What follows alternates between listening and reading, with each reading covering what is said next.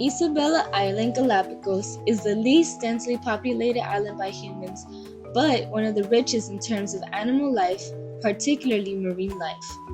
We were able to see multitudes of species, some found only here as we walked along the white sandy beaches and snorkeled at Los Tuneles, Tortuga, and Concha de Perla.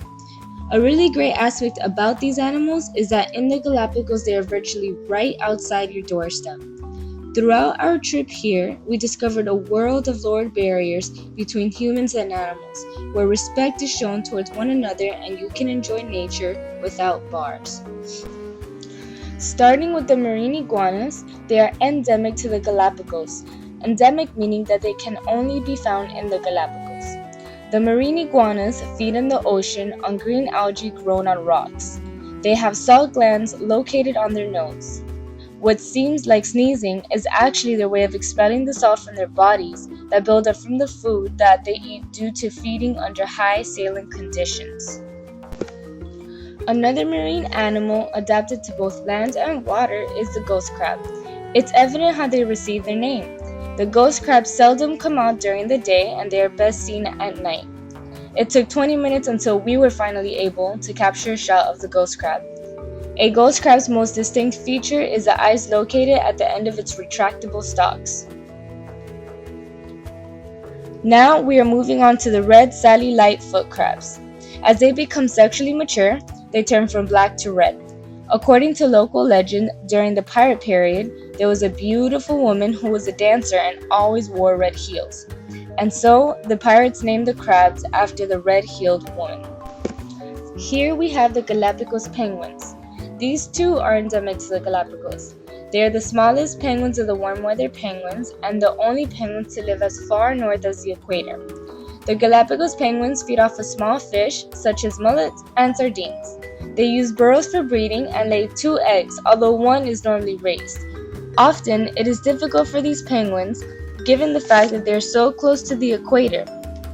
Therefore, in order to keep cool, they continually swim in the ocean and hunt, or if they lay out, they hold their feet up and hold their flippers over them so their feet don't burn and the heat can escape their bodies. Next are the Galapagos sea lions. They are easily identifiable by their much smaller size, large round eyes, more rounded faces, and shorter snouts, as opposed to its California relatives. The Galapagos sea lions enjoy performing for divers by doing barrel turns, speeding past you, and doing loops in the water. According to literature, when finished performing, they stop, facing the divers as if waiting for applause, or may mimic the diver by blowing bubbles. A huge sea lion swam by us as we snorkeled in Tortuga. There were mixed feelings as it swam by us because we didn't know whether it would stay friendly or act on territorial instincts and be aggressive. A sea lion may only act aggressively if it's a male protecting his territory and a warning sign is normally displayed, therefore giving the individual time to swim away. Moving along, we have the stingrays. The stingrays are not very dangerous and tend to ignore divers. If they are too closely approached, then they will swim away. During our snorkeling trip, we spotted a stingray and it definitely did not feel threatened by our presence. It remained on the sand and went about its business. Next, white-tipped reef sharks, locally known as tintoreras, are friendly and approachable. It's easy to swim up to them and push them out of the way with your hands. Most sharks have to swim to breathe. However, the white-tipped reef shark is one of the few sharks that can be found lying motionless due to the fact that they have acquired the ability to push the water through their gills to supply their bodies with oxygen.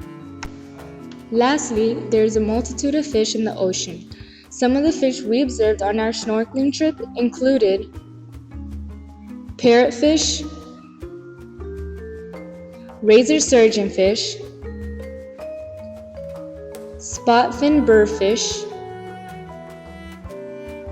sardines, the three-banded butterfly fish,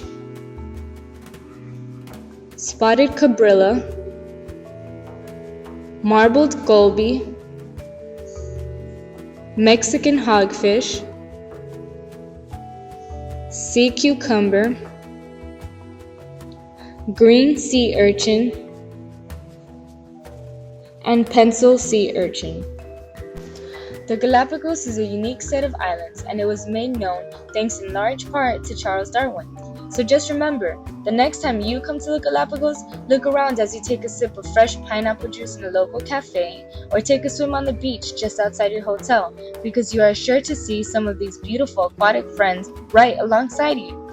Do your part in conserving the Galapagos so that you too may enjoy this wonderful experience.